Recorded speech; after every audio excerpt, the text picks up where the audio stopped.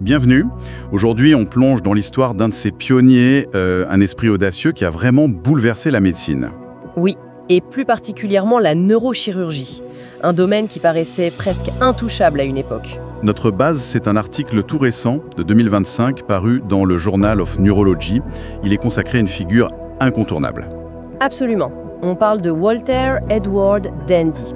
Né en 1886, mort en 1946, son nom, c'est synonyme d'innovation radicale en neurochirurgie. L'idée, c'est donc d'explorer sa vie, bien sûr, mais surtout ses avancées, ses découvertes majeures, en s'appuyant sur cet article. C'est ça. Comprendre comment il a repoussé les limites.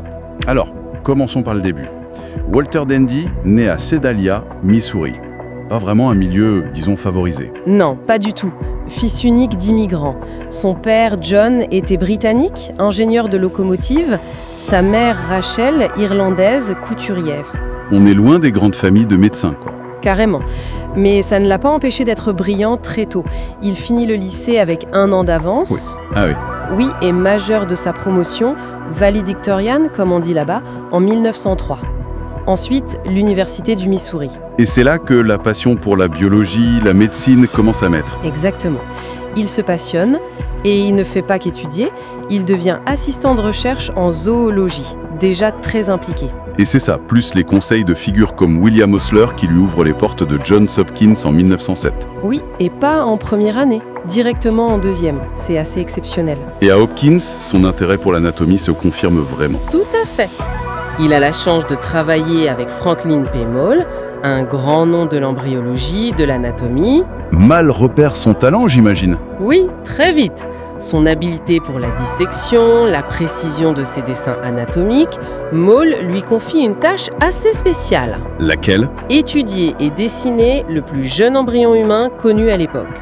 Un spécimen de la collection de Moll. Et cet embryon est resté célèbre? Oui, sous le nom de l'embryon Dandy. Ça montre la qualité de son travail, même étudiant. Incroyable comme départ. Il a son diplôme de médecine en 1910 et puis il se lance dans la chirurgie. Et pas avec n'importe qui. William Halsted, un autre géant. Rigueur, technique, asepsie. La meilleure école possible donc. Mais il ne fait pas que de la chirurgie. Harvey Cushing. Ouah, Cushing, le futur père de la neurochirurgie moderne. Les deux ensemble, ça a dû faire des étincelles. Ben oui, pendant 6 ans, Dandy travaille sous Cushing. Il étudie l'hydrocéphalie avec Kenneth Blackfan. L'accumulation de liquide dans le cerveau, c'est ça? Exactement, un mystère à l'époque. Et il étudie aussi l'hypophyse, sa vascularisation, son innervation, sur des animaux. Une formation intense. Mais aussi le début d'une relation complexe. On arrive à cette fameuse rivalité Cushing-Dandy. Oui, l'article parle d'une relation maître-apprenti tendue mais fascinante, on imagine bien. Le maître est habili, prudent, et l'apprenti brillant mais peut-être plus fougueux. C'est un peu ça, oui. La tension monte, Dandy montre une audace chirurgicale qui détonne. Un exemple. Dès 1912, il réussit une opération pour l'épilepsie. Une opération que Cushing jugeait impossible, ou en tout cas qu'il n'avait jamais réussi. Le début de la rivalité, donc. Oui, scientifique et personnel. Ça va durer toute leur carrière. Et ça se voit aussi dans le volume d'opérations, non? Ah oui, les chiffres sont parlants. Dandy, c'est plus de 2000 opérations de la fosse postérieure au cours de sa carrière. La zone délicate à la base du crâne. C'est ça. Et 4 fois plus d'opérations de l'hypophyse que Cushing. Mais c'est pas juste une question de quantité. C'est l'approche qui diffère. Complètement. Cushing a posé les bases, Dandy, lui, repoussait les limites techniques, agressivement parfois. Et avec quel résultat? C'est là que c'est crucial. Ces innovations techniques ont permis de réduire drastiquement la morbidité, la mortalité, pour des opérations hyper risquées à l'époque. Comme celle de la fosse postérieure ou de l'angle ponto-cérébelleux. Exactement. Là où Cushing avait ouvert la voie, Dandy a rendu le chemin plus sûr, grâce à son audace technique. Alors, Cushing part à Harvard et Dandy monte en grade à Hopkins. Assistant résident en chirurgie en 1914. Oui, nommé par Halsted. Et la même année, 1914, une autre découverte importante, encore avec Blackfan. Le syndromie de Dandy-Walker. C'est ça.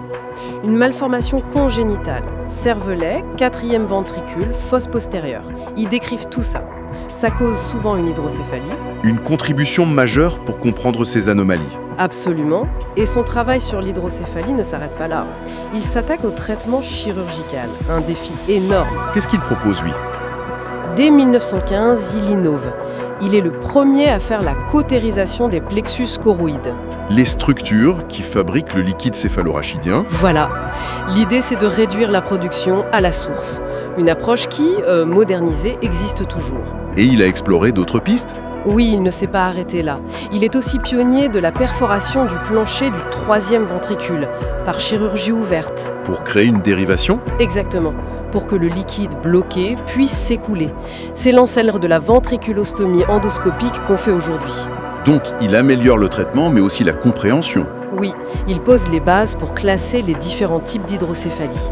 Problèmes de production, de blocage, de résorption. Impressionnant. Mais pour traiter, il faut voir comment on faisait pour visualiser l'intérieur du crâne avant les scanners. C'était le gros problème. Et là, Dandy fait une autre percée, mais alors fondamentale. Laquelle?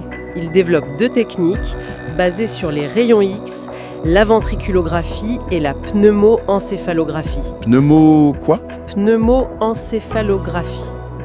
L'idée, c'était d'injecter de l'air, soit directement dans les ventricules, La ventriculographie? c'est ça, soit autour de la moelle épinière pour que l'air remonte autour du cerveau. C'est la pneumoencéphalographie. Injecter de l'air dans le cerveau, ça me paraît risqué. Ça l'était, vraiment. Maux de tête terribles, vomissements, risque d'infection, neurologique, c'était pas anodin. Et Cushing, il en pensait quoi? Ah!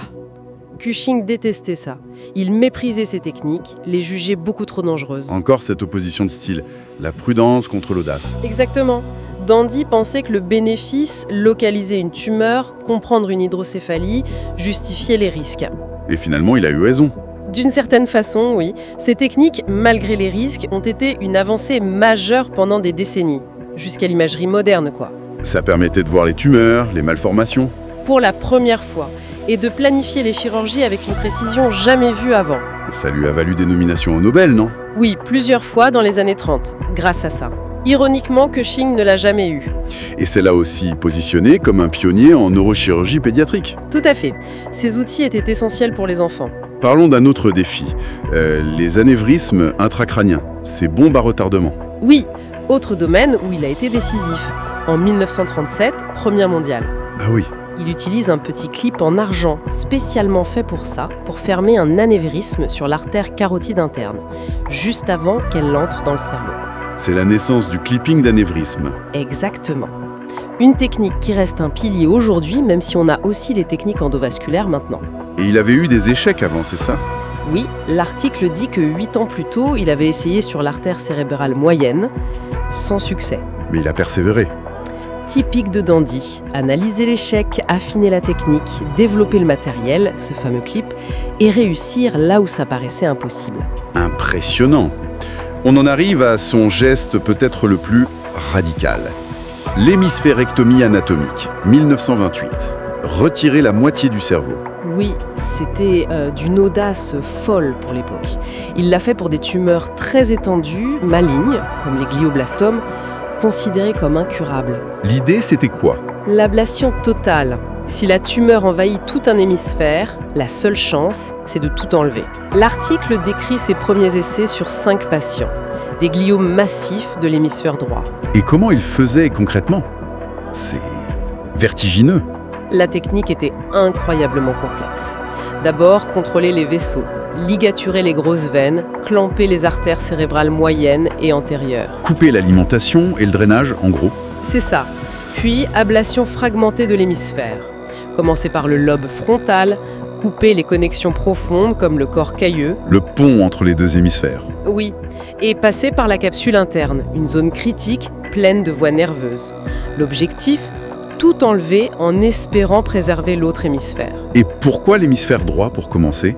Chez la plupart des gens, les droitiers, le gauche gère le langage. Le droit, c'est plus spatial, émotionnel. Moindre risque de séquelles intellectuelles majeures, peut-être. Probablement, son calcul, oui. L'hémisphère était déjà atteint, causant une hémiplégie gauche. C'était un calcul risque-bénéfice extrême, dans une situation désespérée, quoi. Et les résultats? Est-ce que ça a marché tout de suite? Pas vraiment. Ou disons, les débuts ont été très durs. Son rapport de 1928 est mitigé. Plusieurs décès post-opératoires. Ce qui n'est pas étonnant vu l'ampleur de l'opération à l'époque. Malheureusement, non. Mais, et c'est là que c'est intéressant, un patient a survécu 3 ans et demi. Ah, quand même. Oui, et il a même récupéré un peu de motricité du côté paralysé. Flexion du genou, de la hanche. Donc même si c'était difficile au début, ça a ouvert une porte incroyable. Exactement. Il a montré que c'était possible, techniquement faisable, même si les conditions n'étaient pas idéales. Il a planté une graine. Il a brisé un tabou. Oui. Et ça a ouvert la voie, bien plus tard, à des variantes plus sûres. L'hémisphérectomie fonctionnelle de Rasmussen, par exemple, dans les années 70. Qui consiste à déconnecter plutôt qu'enlever. C'est ça. Et ces techniques dérivées, on les utilise toujours aujourd'hui. Pour quelle maladie? Pour des cas pédiatriques très graves. Certaines épilepsies terribles, l'encéphalite de Rasmussen, Sturge-Weber, l'hémimégalencephalie. L'audace de Dandy a eu un héritage à long terme. Et il ne s'est pas limité au cerveau. Il a aussi travaillé sur la moelle épinière. Oui, l'article le mentionne. Les tumeurs dans la moelle, les tumeurs intramédulaires. Très difficile à opérer, ça. Extrêmement. Risque de paralysie majeure. Dandy a aidé à développer des techniques pour les aborder. Encore une corde à son arc. L'article le décrit comme audacieux, brillant et sans limite. Un neurochirurgien fervent et un artiste. Ça lui va bien, non? Ça résume bien le personnage, je trouve. Et il n'était pas seulement un technicien hors pair. C'était aussi un scientifique, un auteur. Oui, 5 livres, dont son fameux Surgery of the Brain, un classique, et plus de 160 articles. Il a formé des générations. Il a structuré la discipline. Une vie incroyablement dense, qui s'est terminée assez brutalement. Oui, le 1er avril 1946. Il jardine avec sa fille Margaret, et là, douleur thoracique violente. Première crise cardiaque. Il s'en remet un peu. Il rentre chez lui, auprès de sa femme Sadie, de ses enfants, mais le répit est court.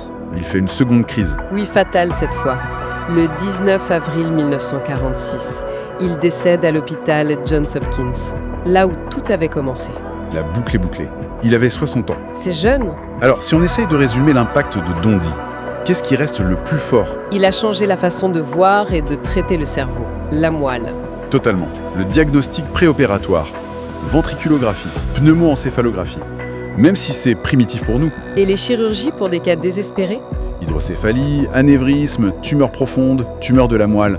Son audace, parfois critiquée, a sauvé des vies, réduit les séquelles. L'hémisphérectomie, c'est l'exemple extrême, mais chaque avancée était une rupture. Il a vraiment fixé de nouveaux standards, repoussé les frontières. C'est ça, son héritage, c'est des procédures, le clip, la perforation du 3e ventricule, des concepts, classification de l'hydrocéphalie, des outils, mais surtout une philosophie. Une philosophie d'innovation audacieuse. Voilà, qui a marqué la neurochirurgie, y compris pédiatrique. Son influence est toujours là. Et pour finir, l'article pose une question intéressante, en citant des auteurs plus récents. Est-ce que Dandy n'était pas en avance sur son temps pour les glioblastomes, avec son idée de résection très large, voire d'hémisphérectomie? C'est une bonne question qui ouvre une réflexion plus large, sur le progrès chirurgical en fait. Comment l'audace d'un pionnier, qui affronte des résultats difficiles au début. Oui, comme pour ses premières hémisphérectomies. Comment ça finit par redéfinir le possible? Et cette audace qui se heurte aux méthodes établies, comme avec Cushing. C'est un moteur du progrès médical. Et cette dynamique d'Andy-Cushing, elle résonne encore aujourd'hui. Bien sûr, par exemple, jusqu'où aller dans l'agressivité chirurgicale pour une tumeur cérébrale maligne? C'est une question que Dandy posait déjà à sa manière il y a presque un siècle. Et elle est toujours d'actualité. Une excellente question pour continuer à y penser. L'histoire de Walter Dandy, c'est vraiment le rappel que les grandes avancées, ça demande de l'intelligence, de la technique, mais aussi une sacrée dose d'audace. Et la capacité de persévérer, malgré tout.